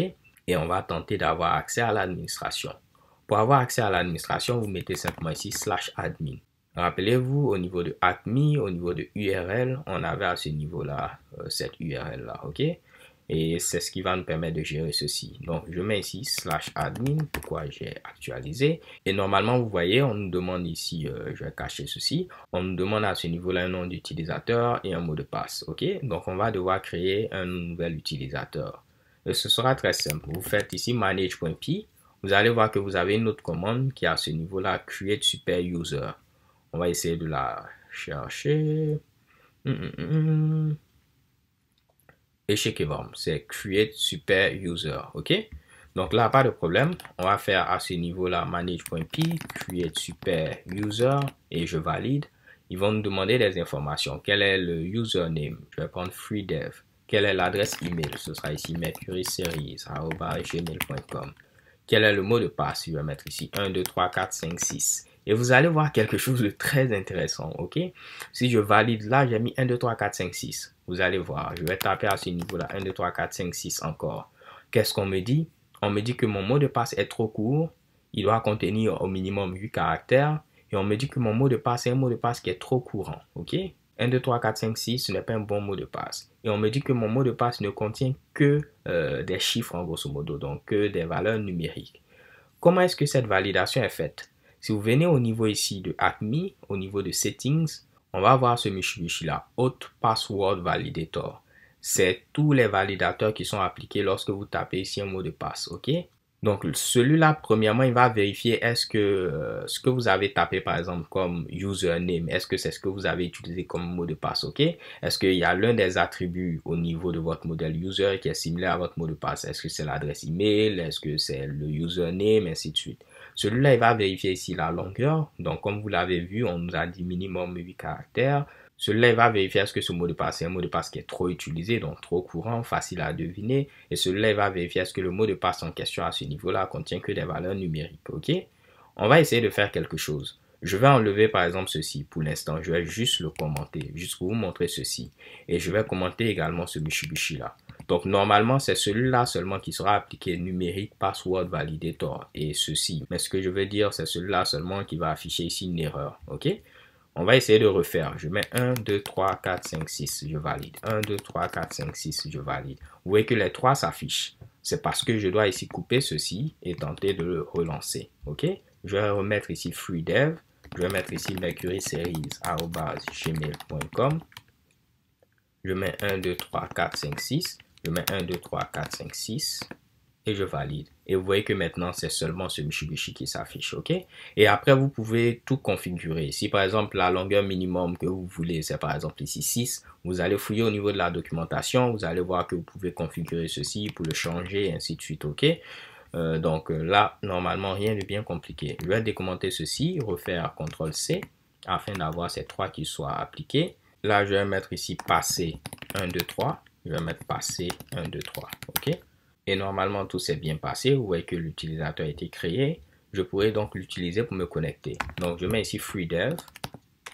Et là, je mets ici passer 1, 2, 3. OK? Si je valide, je me suis connecté sans problème. Si je veux sauvegarder, je sauvegarde, mais là, je ne vais pas le sauvegarder, ok? Et vous voyez que pour l'instant, je peux gérer ici mes utilisateurs, je peux gérer également ici mes différents groupes. Et ça, c'est en rapport avec les applications qui ont été rajoutées par Django. Maintenant, moi, je vais à ce niveau-là pouvoir rajouter, par exemple, des articles, pouvoir les modifier, pouvoir les supprimer, et ainsi de suite. Et là, c'est pourquoi j'avais rajouté ce Mitsubishi-là. Lorsque je vais mettre ici admin.site.register, donc admin, j'ai accès à ceci parce qu'il avait déjà importé pour moi, site.register pour pouvoir enregistrer maintenant ici mon modèle poste. Comme ça, je pourrais également l'administrer, ok? Donc là, pas de problème. On va venir maintenant ici. Si on actualise, donc là, je vais venir au niveau de l'accueil. Vous voyez que maintenant, on peut gérer nos articles, ok? Et je peux cliquer à ce niveau-là. Je vois ici tous mes articles. Je peux venir à ce niveau-là, supprimer un article. Il me demande est-ce que je suis sûr. Je vais dire non. Je peux venir ici modifier un article. Donc là, je vais venir au niveau des postes. Par exemple, modifier le premier poste, enlever le i que j'avais rajouté de trop. Et si je suis content, je fais ici sauvegarder. Je peux faire sauvegarder et continuer à éditer. Je peux faire sauvegarder et rajouter maintenant un autre. Donc là, il va sauvegarder, mais il va me mettre le formulaire pour ajouter un autre article et ainsi de suite, ok? Et vous voyez que tout fonctionne à la perfection. Là, si je viens à ce niveau-là, je vais tenter ici de refaire localhost 8000. Si je viens au niveau de mon blog, c'est maintenant ici first avec ici un seul i, ok? Donc, il y a vraiment des trucs avancés, vraiment les gars, que vous pouvez faire avec l'administration. Mais malheureusement, on ne peut pas le couvrir dans une seule vidéo. C'est pourquoi je fais une formation à part au niveau de Parlons Code où je vais rentrer ici dans les détails, ok? Donc, essayons de clore maintenant cette série en rajoutant un peu de stylisation parce que pour l'instant, on a quelque chose qui fonctionne, mais mamma mia, ça ne ressemble à rien, n'est-ce pas les gars, ok? Si j'actualise à ce niveau-là, ça ne ressemble vraiment pas à quelque chose. Au départ, je voulais utiliser Bootstrap, mais j'ai changé d'avis. Je vais utiliser du code CSS pur. Comme ça, cela va me permettre également de vous montrer comment rajouter du code CSS, ok? En lieu et place ici d'importer simplement Bootstrap, puis de rajouter ici des classes, ok? Bien avant de commencer, on va ajouter ici un footer. Donc, ce que je vais faire, c'est quoi? Je vais venir au niveau ici de template, au niveau de layout. On avait ici la navigation. Donc là, je n'ai pas mis ceci au niveau ici d'une balise nav. Donc je vais le faire comme ceci. Et ce que je vais faire, c'est rajouter également un fichier. Ce sera ici underscore footer.html. Comme je vous l'ai dit, tous mes partials, je préfère les commencer ici avec underscore au niveau de leur nom. Donc là, on aura ici un footer. Et à ce niveau, ce sera un paragraphe. On va mettre tout simplement copyright. Donc, je vais mettre d'abord le symbole de copyright qui est ici et commercial copy avec un point virgule. Je vais mettre ici copyright. Et je vais mettre acme. Et on va mettre ici un petit midot. Ce sera ici un point mais qui est centré au milieu. Et on va mettre ici all right reserve comme ceci. Donc, normalement, cela va fonctionner à la perfection. Je viens à ce niveau-là. Qu'est-ce que je dis? Je n'ai pas inclus ceci. Je dis cela va fonctionner à la perfection. Désolé, les gars. Je vais copier ceci. Je vais venir à ce niveau-là, le coller. Je vais rajouter ici underscore footer afin de l'inclure. Donc, il va mettre la navigation, mettre le contenu et mettre le footer en bas qui se trouve à ce niveau-là. Donc là, maintenant, cela va fonctionner à la perfection. Et chez Keban, vous voyez ici ceci. Je vais rajouter à ce niveau-là l'année actuelle. Donc là, je peux mettre par exemple ici 2017. Mais vous voyez qu'on aura un petit problème, n'est-ce pas? Là, je vais mettre également un petit midot. On aura un petit problème parce que si je viens à ce niveau-là, si on est en 2018, je dois me rappeler de venir changer ceci et ainsi de suite. Le midot, c'est ce point qui est présent à ce niveau-là, ok? Donc, en lieu et place de mettre ici l'année comme cela, de façon statique, vous pouvez ici obtenir l'année dynamiquement avec ici Django. Vous mettez ici now et vous mettez ici Y pour dire ici l'année, ok? Si je ne mets pas ceci par exemple, je viens ici, j'actualise, vous voyez qu'on a une erreur, ok? Mais si je mets ici par exemple ici Y, donc now par exemple va vous représenter le timestamp courant si vous le voulez, ok? Et là vous pourrez prendre simplement Y pour dire que vous voulez l'année. Et si j'actualise, vous voyez maintenant il met 2017. Si je voulais le jour, je peux mettre ici D. C'est un peu le même format comme on a au niveau ici de PHP. Si je voulais ici le mois, je peux mettre ici M. Je viens à ce niveau-là, j'actualise et vous voyez ici, on est en mars, donc il a mis ici 03. Mais comme moi je veux ici l'année, je mets ici Y et il va me mettre l'année. Et ce qui est intéressant, ce sera maintenant dynamique. Si on passe en 2018, je n'aurai rien à changer. Et pour le footer, je crois que tout est bon, n'est-ce pas les gars? Ok? on va maintenant ici commencer à styliser ceci. Je peux venir au niveau de mon layout qui est base.html et la première des choses que je vais faire, c'est importer ici normalize. Normalize qui va me permettre ici de normaliser un peu la stylisation sur tous les navigateurs. Comme ça, je suis sûr que je commence avec la même stylisation de base. Donc, je mets ici normalize CDN afin de le charger depuis le CDN. Comme ça, je ne vais pas me fatiguer à le télécharger et ainsi de suite. Je vais prendre la version minifiée, donc je copie ceci pour avoir le min.css. Donc là, pas de problème, on va rajouter ici link comme ceci et on va coller ici ceci. Normalement, vous allez voir, on aura déjà un changement parce que normalize sera appliqué. On va rajouter également le viewport afin d'être déjà ici et de supporter déjà le responsive, ok? Donc là, normalement, on n'aura pas vraiment de changement, mais on a normalize, on a également le viewport. Et là, on va charger notre propre CSS, ok? Et là, ce que je vais faire, c'est quoi? Je vais d'abord mettre ceci. Comment est-ce que je vais l'expliquer afin que ce soit simple? Vous avez vu de la même manière qu'on a créé ici ce dossier template là, ok? On peut créer ici un dossier également statique qui va contenir tout simplement nos fichiers statiques, nos fichiers CSS, nos fichiers JavaScript, nos fichiers images, ainsi de suite, ok? Donc, je vais créer un sous-dossier, par exemple CSS, qui va contenir notre code CSS dans notre cas. Et je vais appeler ici ce fichier-là, disons ici style.css. Je vais le mettre ici au pluriel. Et là, juste pour l'instant, je vais mettre ici body, je vais mettre background color et la couleur, ce sera ici le rouge. Comme ça, on est sûr que ceci est appliqué. OK?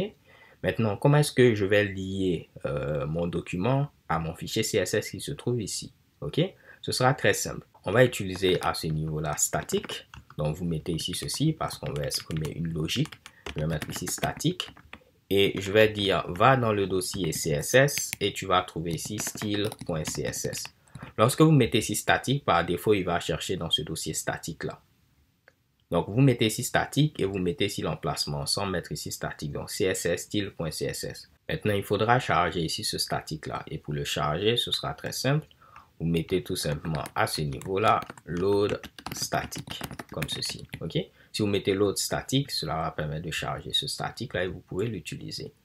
Mais je pense que cela ne va pas fonctionner pour l'instant. Si je viens à ce niveau-là, j'actualise, vous voyez que cela ne fonctionne pas. Mais si je fais ici CTRL U pour voir le code source, vous avez vu qu'il a bel et bien mis le lien, simplement que lorsqu'on clique à ce niveau-là, pour l'instant, il ne trouve pas notre fichier ici style.css, mais il a mis ce lien statique css style.css. Ce qui se passe, c'est quoi? C'est qu'à ce niveau-là, de la même manière, template, vous avez vu que par défaut, il ne savait pas qu'il doit venir chercher les templates dans ce dossier template. On était obligé de venir au niveau de settings et on avait rajouté ici ce template-là. Par défaut, il cherchait ceci à la racine. Mais comme on l'a vu tout à l'heure, on peut faire aussi os.path.join parce que ici, la racine est représentée avec basedir, cette variable qu'on avait vue tout juste en haut. Rappelez-vous à ce niveau-là. Donc, je peux mettre ici basedir comme ceci. Comme ça, je suis sûr que je parle du dossier template qui se trouve à la racine. OK? Donc, j'ai mis ospath.join. On a triché un tout petit peu avec ceci pour mettre maintenant ici cela. De la même manière, ce que vous devez faire, c'est dire qu'il doit chercher également les fichiers statiques dans ce dossier statique-là. Et pour ce faire, vous avez ici une autre configuration que vous devez rajouter, c'est statique ici, file dir, comme ceci, ok? Donc vous mettez ici statique, files dir, et vous allez lister ici les dossiers également dans lesquels il doit chercher ici vos fichiers statiques. Et nous, on va mettre ici notre ami statique qui se trouve au niveau de la racine. Donc je colle ceci, je vais essayer de faire tabulation. Tabulation ne fonctionne pas les gars. Je vais mettre 1, 2, 3, 4. Et là, je vais passer à la ligne suivante comme ceci. Comme je vous l'ai dit, si vous mettez la virgule, cela va faire que plus tard, vous n'aurez pas besoin de rajouter la virgule. Vous pourrez rajouter un autre chemin sans problème. Et là, en lieu de place d'avoir ici template, ce sera ici statique. Donc, je lui dis, pour mes fichiers statiques, tu vas les chercher également dans ce dossier statique qui se trouve à la racine. OK? Et normalement, cela va fonctionner sans problème. On va venir ici, on va croiser les doigts et on doit avoir ici comme fond le rouge. J'actualise. Et mamma mia, vous voyez, vous avez maintenant comme fond ici le rouge. On va enlever cela très très vite parce que ça fait vraiment ici peur, ok? Donc maintenant, on va commencer ici à styliser un peu ceci. Ce que je vais faire, c'est tout fermer. On va faire cela étape par étape, ok? On va commencer premièrement par la navigation, ok? Donc là, pas de problème. Si je viens au niveau ici de template, donc là, je vois que home.html, je l'ai mis ici, alors que ce qui est intéressant, c'est de le mettre dans le dossier page parce que ça représente également une page, n'est-ce pas? Donc, désolé, je vais créer ce fichier home.html au niveau du dossier page, coller ceci. Et ce que je vais faire, c'est supprimer ici ce home.html là. Donc, cela veut dire que je ne dois pas oublier de venir au niveau de Acme, Views, où je retournais ici home.html. Je vais dire va dans le dossier page pour trouver ici home.html. Donc là, pas de problème, on vient à ce niveau-là, on vient au niveau de la page d'accueil et tout continue ici de fonctionner. Donc, intéressons-nous maintenant à notre navigation. Donc, c'est au niveau ici de layout nav.html. Donc, je vais donner ici une classe. Ce sera ici navbar.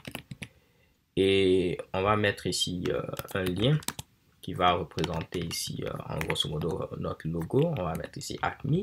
Et je vais mettre ici comme classe navbar. Et je vais mettre ici brand. OK? Donc, c'est le branding. Pas de problème, là on va mettre ici une autre classe, ce sera ici navbar-ici right, parce que je veux que ceci soit à droite, ok? Donc pour l'instant j'actualise, vous voyez qu'on a Acme, on a ceci, mais cela n'est pas à droite. On va commencer à styliser ceci sans problème. Donc j'ai mis ici navbar, j'ai mis ici navbar brand et j'ai mis ici navbar right. Donc je vais au niveau ici de statique, je vais au niveau de CSS, style.css. Au niveau ici du body, je vais changer ici le font family afin d'utiliser Open Sans, qui est une police qui est vraiment ici nice. Je vais mettre ici sans serif. Il me faudra charger Open Sans, donc on va charger ceci depuis Google Fonts. Je clique à ce niveau-là. On va faire Select this font. Je vais cliquer ici et je vais prendre la version que je peux utiliser au niveau de mon code CSS. Ok? Comme ça, je peux venir ici et ajouter cela tout juste en haut. Donc, on va tester. On va dire, par exemple, s'il n'y a pas Open Sans, tu vas utiliser Helvetica. S'il n'y a pas Helvetica, tu vas utiliser Arial. S'il n'y a pas Arial, tu utilises sans serif. OK? Donc, tu utilises une police sans serif. J'actualise et normalement, vous voyez maintenant, il a appliqué la police Open Sans. On peut fermer ceci et fermer cela également. Donc là, je vais commencer par changer ici le background color. Je vais mettre ici FE, FE, FE. OK? Et ce que je vais faire, c'est un peu de reset à ce niveau-là. Pour tous les éléments, margin 0, padding 0. Et on va créer ici de petits helpers. Je vais créer un petit helper wrapper qui va me permettre ici de pouvoir centrer un peu mon contenu. Donc là, je vais donner une largeur de 1440 pixels. On va dire ici margin 0 auto.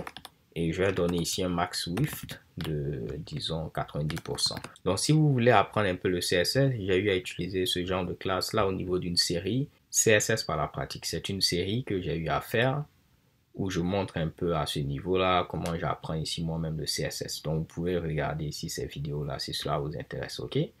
Donc, normalement, à ce niveau-là, ce que j'ai fait, j'ai rajouté ici cette classe-là qui va me permettre un peu de centrer mon contenu. Je vais créer également une autre classe utilitaire, Text Center, qui va me permettre ici de centrer mon contenu. Tout ce qu'elle va faire, c'est Text Align Center. Donc, à ce niveau-là, on va dire, c'est comme si j'ai fait un petit reset. Donc, pour pouvoir mettre un commentaire, c'est comme ceci. Et je vais fermer cela. Donc là, c'est un reset. On va copier ceci. À ce niveau-là, ce sont mes petits helpers. Donc, je vais mettre ici helpers. Et là, je vais pouvoir ici copier ceci, le mettre en bas. Et je vais mettre ici, ce sont mes styles globaux. Donc, je vais mettre ici main styles comme ceci. Là, ce sont les polices. Là, pour l'instant, c'est une seule police. Donc, je vais mettre ici fonts comme ceci. OK? Donc là, pas de problème. Normalement, après, dans la formation sur Django, je vais montrer comment utiliser par exemple SAS, comment gérer ici le pré-processing et ainsi de suite. Ok. Donc là, pas de problème. Normalement, ici, le fond doit changer. Je ne sais pas si vous pouvez le voir, mais j'ai mis maintenant ici du FE, FE, FE. Ok. Peut-être pour l'instant, vous ne le voyez pas chez vous, mais c'est une couleur qui est un peu subtile, qui tend vers le blanc. Ok. Si je mets ici F2, F2, F2, vous allez voir peut-être ceci beaucoup mieux, ok? Mais moi, je préfère mettre ici ce FE, FE, FE. On va maintenant ici s'intéresser à notre navbar, comme on a dit. Donc, ce que j'avais mis ici, c'est quoi? C'est classe navbar, donc pas de problème.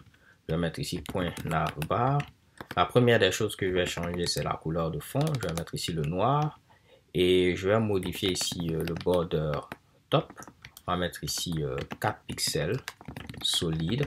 Et comme couleur, je vais mettre ici Ice. Donc, il va me mettre ici une bordure en haut. Vous allez voir cela dans quelques instants quand je vais sauvegarder. Et je vais donner pourquoi pas un petit padding de 1EM0. Donc, 1EM en haut et en bas, 0 à gauche et à droite. On va actualiser.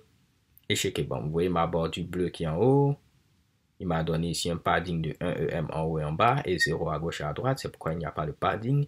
Et il a donné comme couleur de fond à ce niveau-là le noir. On va maintenant s'intéresser à notre brand, donc Acme qui est présent à ce niveau-là. Qu'est-ce que j'avais mis ici? Vous voyez que je n'ai pas une bonne mémoire. J'oublie tout ce que j'ai mis ici. C'est navbar brand. OK? Donc là, je pourrais mettre à ce niveau-là .navbar brand. OK? Vu qu'on n'a pas ici SAS, sinon j'aurais pu imbriquer ceci. Je vais modifier ici le font size. On va mettre ici 1.8 EM. Donc ce n'est pas font style, mais font size pour modifier ici la taille. Normalement, il doit être beaucoup plus grand. C'est parfait. On va modifier ici la couleur et enlever le text decoration. Donc pour la couleur, ce sera ici du blanc. Donc je mets ici FFF et je vais mettre ici text decoration none. OK? Et je viens à ce niveau-là, je vais actualiser, ce sera du blanc, text decoration none. On va maintenant mettre ces Mitsubishi là à droite parce que pour l'instant ils sont à gauche. Donc je crois que j'avais donné comme classe ici navbar right, ok. Donc là, pas de problème, on va faire pareil. Je vais mettre ici .navbar right et je vais mettre ici float right, ok. Comme ça ils vont flotter tout simplement à droite. On va actualiser et vous voyez qu'il flotte maintenant à droite. Maintenant, ce que je vais faire, c'est quoi? Je vais m'intéresser au LI parce que là, c'est une liste à puces, comme vous pouvez le voir. Donc, je vais m'intéresser à chacun de ces LI là. Ce que je vais faire, c'est quoi? Je peux copier tout simplement ceci, le coller à ce niveau-là et je vais mettre ici LI. Donc, je m'intéresse aux LI qui sont au niveau du navbar right. OK? Donc, c'est tous ces LI là. La première des choses, je vais mettre ici display inline block. Comme ça, ce seront des éléments de type en ligne. On pourra modifier le padding et ainsi de suite, ok? Donc là, il me gêne un peu ce Mitsubishi là. On va essayer de l'enlever pour l'instant. Donc là, pas de problème. On avait rajouté internal IPs. C'est bon de lire la documentation, n'est-ce pas? On sait que ceci va faire qu'il va disparaître. Maintenant, on va donner ici un peu de padding. Ce que je vais faire, c'est quoi? C'est revenir au niveau de mon code CSS. Je vais m'assurer à ce niveau-là d'enlever les listes à puces. Donc, je viens à ce niveau-là. Je mets list style none. On va venir vérifier ce qu'on a. OK. On va modifier un peu le margin top et le margin right. Pour le margin top, on va mettre par exemple 0.3 EM. Le margin right, on va mettre par exemple ici 0.8 EM. Je vais voir ce que ça donne à ce niveau-là. Je viens ici, j'actualise. Et mamma mia, je ne sais pas pour vous les gars, mais ça commence à ressembler à quelque chose, n'est-ce pas? Simplement que ce n'est pas centré, ok? Et pour centrer ceci, on peut utiliser notre helper qu'on a eu à créer à ce niveau-là, wrapper, qui permet ici de centrer un peu ce contenu-là. Donc si je viens au niveau de template, au niveau ici de nav qui est présent à ce niveau-là, tout ceci, je peux le mettre au niveau ici de wrapper. Donc je vais mettre ici wrapper et je colle ceci. Et vous allez voir maintenant, tout ceci sera wrappé tout simplement. Et je viens à ce niveau, j'actualise et check bon. OK? Donc, il donne ici une largeur de 1440 pixels. S'il ne peut pas donner 1440 pixels, il prend ici 90% de la largeur qui est disponible. Margin 0 auto, ce qui va permettre de centrer ceci sans problème. Là, on a un petit problème, c'est que ce dernier élément également, il est margin right parce qu'on a donné le margin right à chacun de ces LI. Alors que lui, il n'a pas besoin de margin right parce qu'il n'a pas d'élément après. OK? Donc, ce que je peux faire, c'est quoi? Je peux venir au niveau du code CSS. Je vais copier ceci. Je vais le coller. Simplement que là, je vais mettre ici last child. OK? Pour dire que pour le dernier enfant, lui, il n'a pas besoin ici de margin right. Donc, pour le margin right, je le mets ici à 0. Et vous allez voir que ce dernier-là, maintenant, il n'aura pas de margin right. Et on aura ici ce Mitsubishi qui est parfait. On va modifier maintenant ici les liens afin de leur donner la couleur blanche. Donc là, j'enlève ici la child. Je vais mettre ici A. Et pour chacun de mes liens, la couleur, ce sera ici le blanc. Donc je mets ici FFF. Et à ce niveau-là, text decoration none. Comme ça, on n'aura pas ici à ce niveau-là de traits soulignés en bas. OK? Les gars, c'est joli, n'est-ce pas? OK?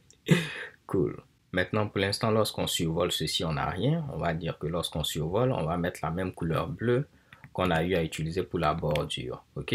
Donc, je vais dire que lorsqu'on survole ici ce Mitsubishi, la couleur, on va utiliser ici Ice. OK?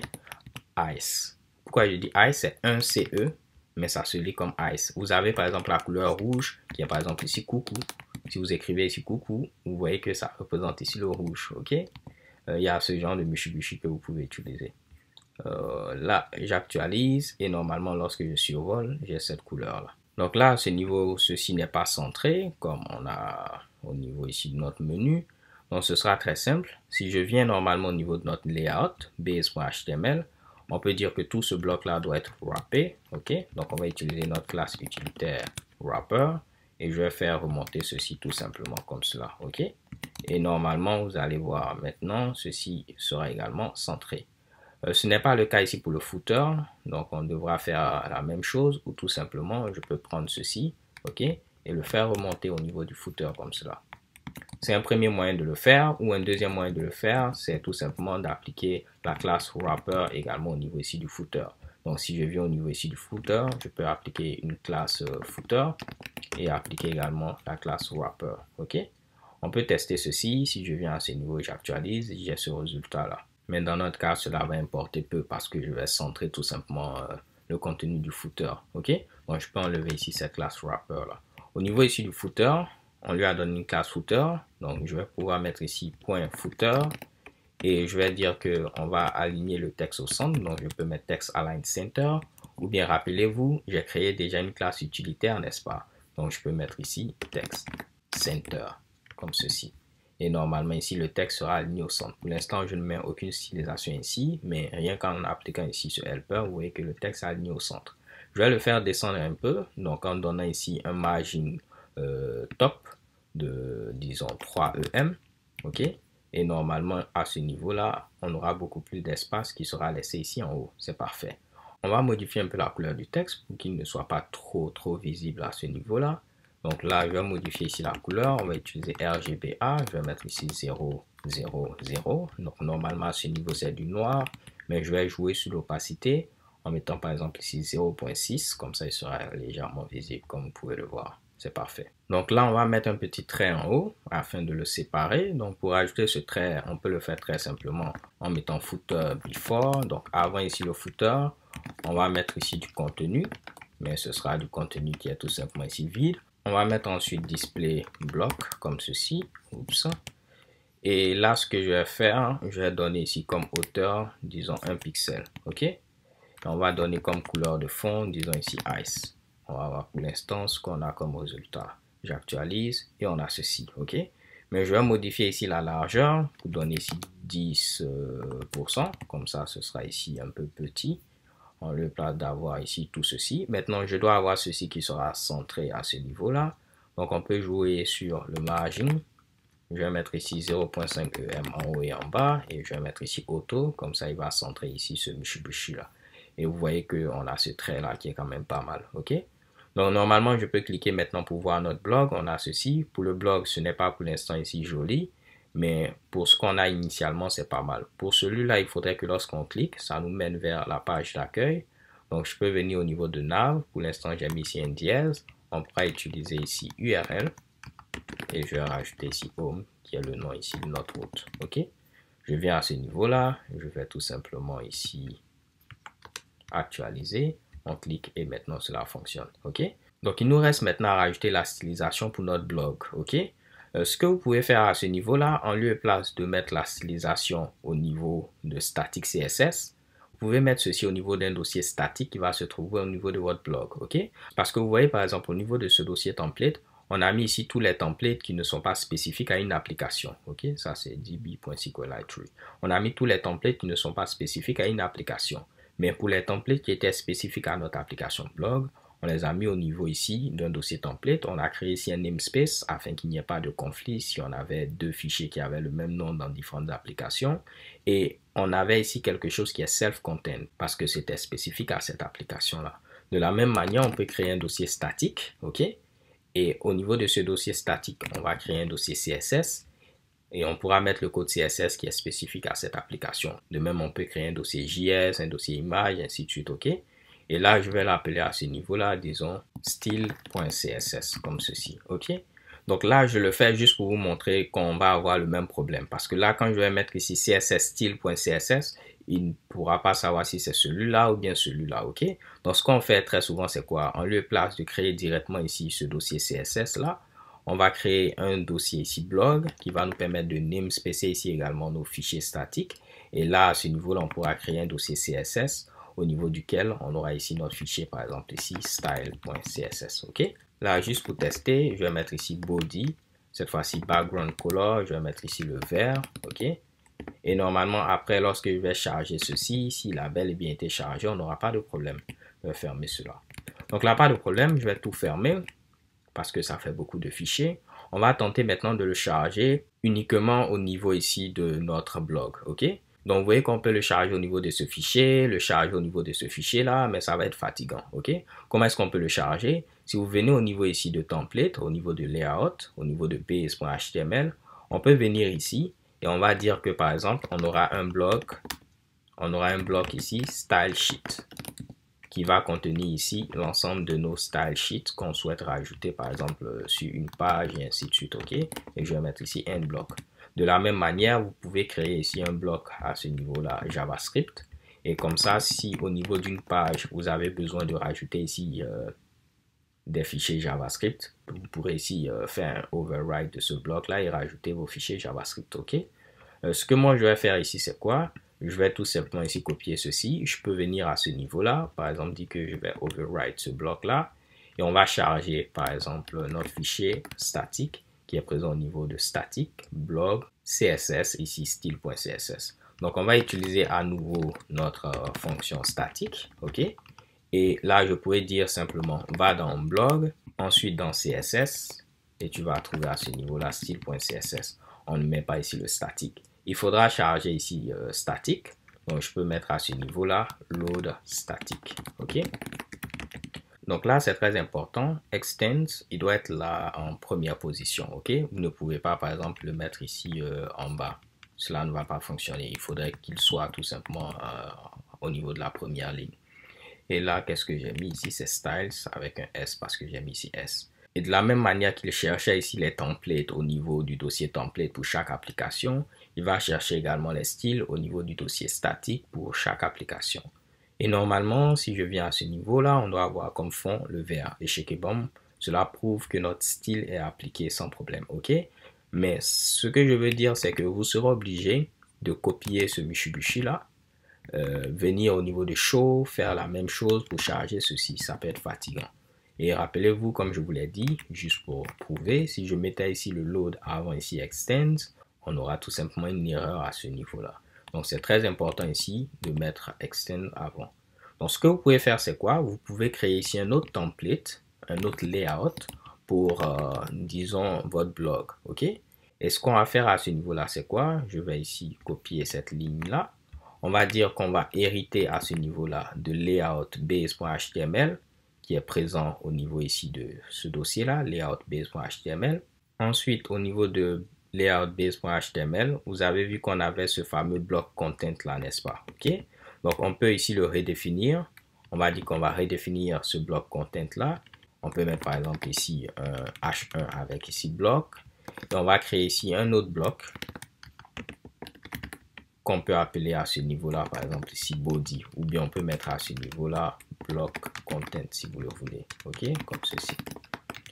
Et là, je pourrais ici terminer ceci en mettant end bloc, ok. Là, je préfère mettre ici body, mais vous aurez pu l'appeler comme vous le voulez, ok. Maintenant, ce qui se passe, c'est quoi?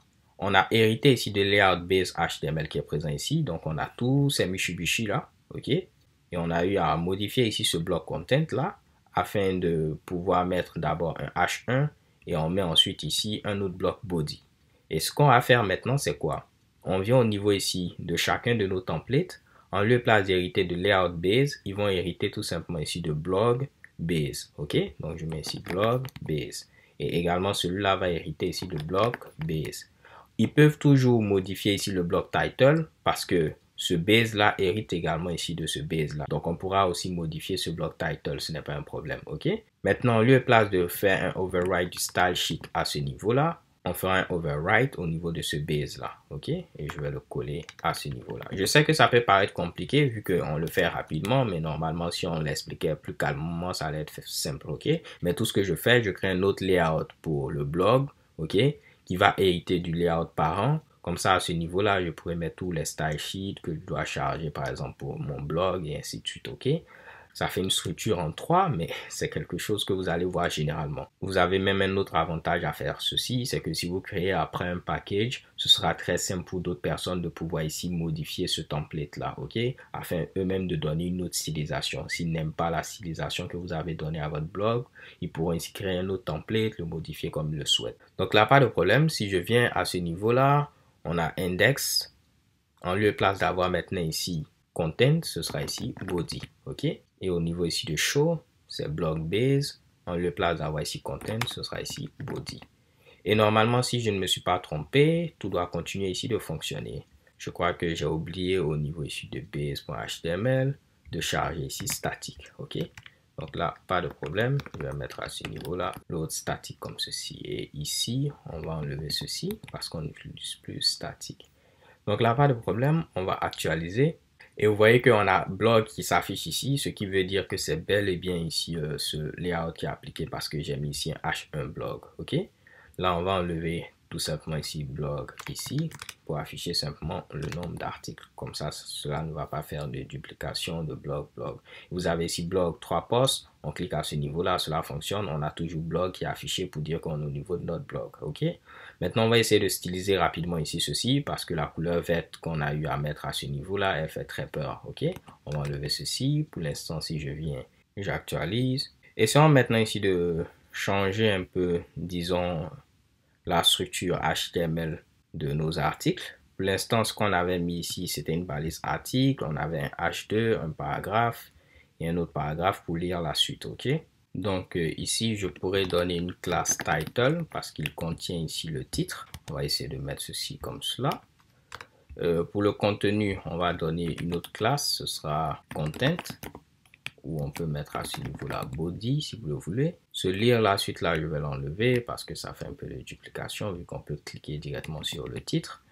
Et ce que je vais faire, c'est rajouter un paragraphe qui aura la classe time et je vais mettre ici la date de création de l'article, ok? Donc je vais utiliser ici la balise time. Je pourrais donner son attribut datetime. Et comme date à ce niveau-là, on pourra mettre ici post.createdAt pour avoir la date de création de notre article. Et je vais appliquer ici un petit filtre qui va me permettre ici de formater ceci proprement, ok? En donnant ici l'année, tirer ici le mois, tirer ici le jour, ok? Et normalement, on aura quelque chose de potable. Si je réussis à bien fermer ici les différents Mitsubishi. Donc là, c'est ceci. Donc on va tester, j'actualise, je fais un petit CTRL-ALT-U. Et vous voyez qu'il met ici datetime avec la date qui est proprement formatée, ok? Donc là, je pourrais mettre par exemple à ce niveau-là, posted. Je vais remettre ici mon post.createdAt. Et normalement, si je viens à ce niveau-là, on va tenter d'actualiser. Vous voyez qu'il met, cela a été posté le 9 mars 2017, ainsi de suite, ok? On va essayer d'utiliser un autre filtre qui a pour nous à ce niveau-là, time since, qui va permettre de savoir cela a été posté il y a combien de temps, ok? Et là, ce sera beaucoup plus intéressant. Par exemple, cela a été posté il y a 1h15 minutes, ok? Et là, on pourra ajouter, par exemple, ego si vous le voulez, ok? Donc, je viens à ce niveau-là, j'actualise. Et vous voyez, posté il y a de cela 1h15 minutes. Et on peut mettre, par exemple, une icône d'une horloge. Bien évidemment, vous pouvez utiliser, par exemple, ici, font ensemble, ok? Que j'utilise quasiment tout le temps. Mais là, juste parce que j'ai des émoticônes ici, je vais les utiliser, ok? Donc là, je vais mettre ici emoji. Je vais chercher ici clock pour représenter une horloge. Et je vais mettre cet émoticône là, ok?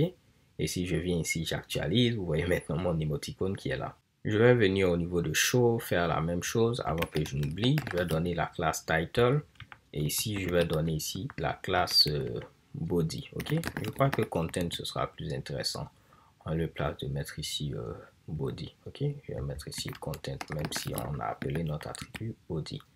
Donc pour l'instant, on n'aura aucun changement visuellement, ok? Mais on va tenter ici de styliser tout ceci. Donc, je viens au niveau ici de style.css qui se trouve au niveau de bloc CSS style.css et on est parti. Donc, premièrement, je vais m'intéresser ici à ma balise article. Donc, je vais mettre ici article. Je vais donner une couleur de fond, ce sera ici le blanc. Je vais donner ici une bordure, ce sera un pixel solide dièse C5, C5, C5. Margin bottom de EM, un padding de 1 EM. Et si je viens ici, j'actualise. Vous voyez déjà, on a comme fond le blanc, on a une petite bordure, on a un padding à ce niveau-là de 1 EM. Et j'ai donné une marge en bas à ce niveau-là de tout simplement ici 2 EM. Maintenant, vous avez ici deux traits à ce niveau-là parce que si je ne me trompe pas, j'avais mis ici un HR, ok? On va l'enlever. Je voulais vous parler simplement de for loop. Là, on n'aura plus besoin ici de ce michi là. Et chez Kebam, on a quelque chose de nice. On va rajouter un peu ici d'ombre avec ici box shadow. Donc, je peux venir ici, rajouter box shadow comme ceci. Et ce sera RGBA. On va prendre ici comme couleur le noir avec ici opacité 0.3. Et là, je vais mettre un pixel, 2 pixels, 1 pixel pour avoir quelque chose de vraiment léger. On va actualiser et vous voyez qu'on a cette petite ombre qui est présente à ce niveau-là. On va maintenant s'intéresser au titre et au contenu. Donc, normalement, ce serait intéressant si on survole ceci, d'avoir une ombre qui est beaucoup plus visible, ok? Donc, ce que je vais faire, c'est quoi? Je vais copier ceci, je vais le coller et je vais dire que lorsqu'on va survoler ici notre article, on va modifier ici l'ombre. On va mettre maintenant ici 12 pixels. Pour ça, c'est 12 à ce niveau-là. Pour tout simplement ici la ténacité et la portée. Et là, vous allez voir que lorsqu'on survole, on a quelque chose de beaucoup plus visible à ce niveau-là. Ok. Intéressons-nous maintenant à notre titre. Donc, je viens à ce niveau-là. Je peux mettre ici article.title. Et ce sera après la même chose pour le contenu. C'est article.content. Ok. Donc là, je me suis trompé, c'est comme ceci, ok? Pour dire que je veux ici un élément qui a la classe title au niveau ici de article. Si j'avais collé ceci, c'est comme si je dis un article qui a la classe title. Ce n'est pas ce que je veux à ce niveau-là. Donc on va modifier d'abord la couleur. Je vais utiliser ici Ice afin d'avoir quelque chose quand même de similaire. Et également, je vais donner peut-être un petit margin bottom de 0.5 EM, ok? Parce que pour l'instant, j'ai comme l'impression que c'est un peu trop collé à notre time. Ok? Et là, si je veux modifier ici la couleur, c'est que je dois m'intéresser à ce niveau-là, à notre lien, n'est-ce pas? Donc, je peux mettre ici A si je veux. Normalement, cela va s'appliquer puisque je m'intéresse à mon lien. Simplement que mon lien n'est pas un élément de type bloc. C'est pour cette raison que le margin bottom ne s'est pas appliqué à ce niveau-là. Donc, je peux tout simplement ici copier ceci et le dupliquer, ou bien je peux mettre à ce niveau-là display inline block. Et si je viens ici, normalement, cela va fonctionner ici sans problème, ok? Mais je vais opter pour la deuxième solution qui revient à copier ceci, coller. On va enlever ici A, on va enlever ceci, et je vais dire que la couleur pour notre lien, ce sera ici cette couleur-là. Je vais dire text decoration none, pour que rien ne soit ici souligné à ce niveau-là. Parfait. Et je vais dire maintenant, lorsqu'on va survoler ici ceci, on va mettre ici text decoration underline. Et je peux enlever ceci et je vais rajouter ici over. Ok. On vient ici, on actualise et lorsqu'on survole, on a maintenant ici ceci. On peut maintenant s'intéresser ici à notre time. Ok. On lui avait donné ici la classe time, n'est-ce pas? Donc je peux ici copier ceci. Et je vais mettre ici point time en le place du point title A. On va modifier simplement le font style pour mettre ici italique et on va modifier ici la couleur pour mettre par exemple C5, C5, C5. Ok, je vais voir ce que ça donne. Ok, c'est pas mal. Maintenant, il faudra juste s'intéresser au contenu et je crois qu'on pourra s'arrêter là. Donc pour le contenu, j'ai déjà mis ici article.content. Je vais juste donner ici un padding de 0.5 EM0. Ok. Je viens à ce niveau-là, j'actualise pour avoir un peu d'espace et c'est parfait. Ok. Donc là, si je clique, vous voyez que cela s'applique, même si on n'a pas encore stylisé ceci, mais je crois que déjà les gars, ce qu'on a mis, c'est pas mal. Ok. À ce niveau-là, je peux venir au niveau de mon template. On va essayer d'enlever ce HR là. Si je viens ici, j'actualise, j'ai ceci, ok? Après, vous pouvez styliser tous vos liens pour avoir quelque chose de parfait. Mais l'idée, c'était juste de vous montrer comment mettre du code CSS. Bien sûr, même ceci n'est pas responsive pour l'instant, mais après, ce ne sera pas ici difficile de l'adapter, croyez-moi, ok? Vous voyez que même si c'est pas parfaitement responsive, après, ce sera facile ici de l'adapter, ok? Parce qu'on a quand même une bonne structure de base. Donc, les gars, c'est tout pour cette série. L'idée, c'était de vous aider à découvrir le framework Django par la pratique. J'espère que ces deux vidéos ont été intéressantes et vous ont permis d'apporter un grain de sel à vos connaissances. Là, on va terminer ici par des conclusions. Qu'est-ce que je pense ici de Django? Personnellement, je pense que c'est un excellent framework. Si j'ai des projets au niveau desquels j'ai besoin d'avoir plein d'administration gérée de manière un peu rapide, je préfère utiliser Django pour ce genre de projet-là. Mais ce n'est pas simplement l'une des raisons pour lesquelles j'utilise Django, c'est parce que j'aime également le langage Python, ok? Donc le langage dans lequel vous vous sentez à l'aise peut vous guider également à choisir un framework web particulier, ok? Parce qu'il utilise tout simplement ce langage-là. Comme tout framework web, il va vous falloir apprendre le langage qui est derrière. Donc avec Django, il va falloir apprendre un peu Python. Avec Ruby on Rails, il va falloir apprendre Ruby. Avec Laravel, il va falloir apprendre PHP, ainsi de suite, ok? Mais croyez-moi, c'est vraiment quelque chose qui va vous sauver la vie plus tard. Parce que comme vous l'avez vu, plein de choses seront automatisées. On n'a pas eu la chance de parler des formulaires, ainsi de suite, mais Django gère ceci en 2 temps 3 mouvements également, ok? Est-ce que c'est le meilleur framework? Bonne question, mais à ce niveau-là, si vous êtes à l'aise avec Django, si vous aide à créer ici vos applications web, c'est que c'est le meilleur framework pour vous à ce niveau-là, ok? L'un des trucs que je n'aime pas vraiment au niveau de Django, c'est le fait que pour définir les routes, vous devez utiliser des expressions régulières, ok? Moi, je le dis en tant que formateur, parce que lorsque je dois donner de petites formations au niveau ici de Django, c'est l'un des Mitsubishi qui peut ici perturber ici certaines personnes qui débutent, ok? Mais à ce niveau-là, comme vous l'avez vu, cela n'est pas vraiment un frein parce qu'on n'a pas vraiment besoin d'être un expert en expression régulière pour pouvoir créer des URL comme vous l'avez vu. C'est facile à faire, c'est facile à comprendre. Donc les gars, c'est tout pour cette série. Encore une fois, merci de l'avoir suivi. Je vous donne rendez-vous pourquoi pas à une autre série du type From Zero to Zero. Et d'ici là, portez-vous bien. Bonne nuit si vous regardez cela la nuit ou tout simplement bonne journée si vous regardez cela le matin. Peace.